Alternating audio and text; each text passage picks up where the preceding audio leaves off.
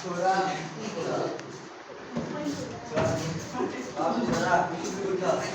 बुहारी हेर्न जाने छोरा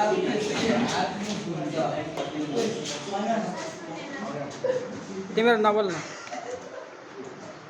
कपडा सपडा फेरेर रेडी तयार हुन्छ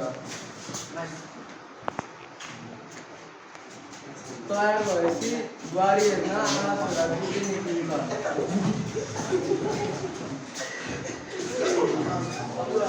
बुहारीको घर पुग्छन् बुहारी सजेर बस्ने हुन्छ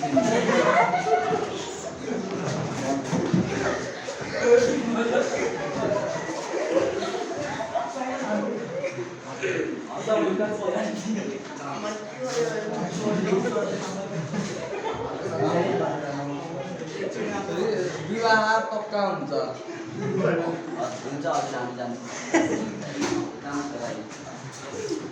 अन्त खरे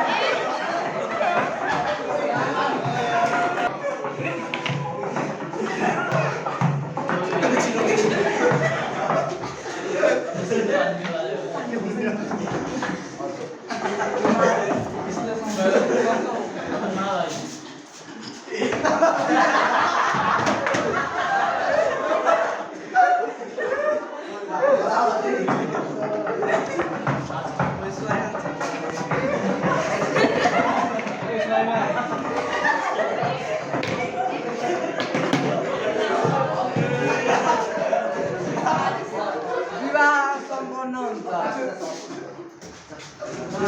विवाहपछि भोज खाने र नाचगानको बेला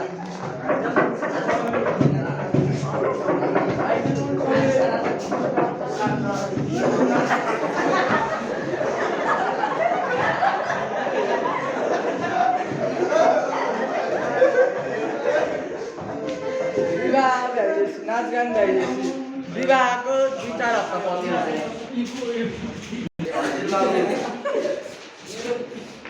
मेरो भिजा लाग्यो बाबु गुनेस लाग्यो नि कतार लाग्यो आमा छ बाबु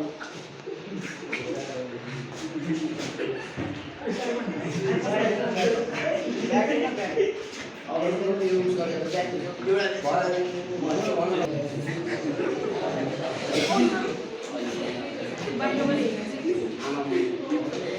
बाहिर क्लास हेर्न पाउँदैन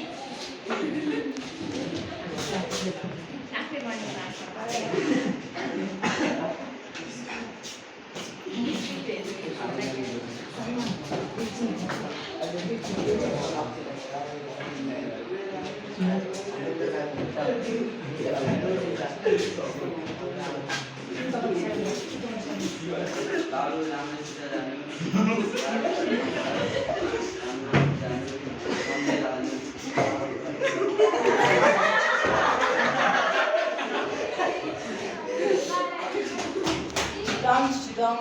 गाडी कुदिरहेछ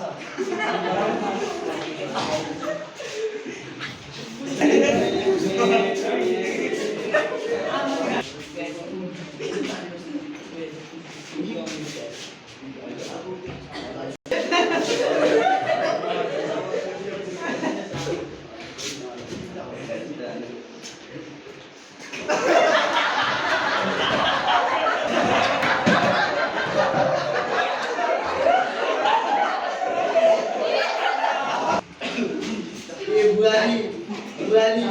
नाचो बानी ल्याइदेऊ न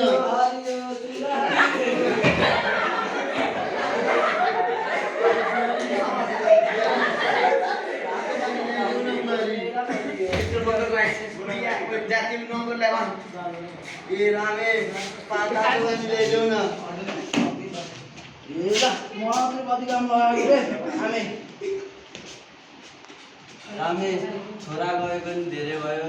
बोल्न बात छैन छोरा फोन गराइदेऊ न लौ बोला आमै सबैको के कस्तो लानु हाल्छ हाम्रो यहाँ सबै ठिक छ ए ती गाडी त भाइ गरे हैन गर्दैन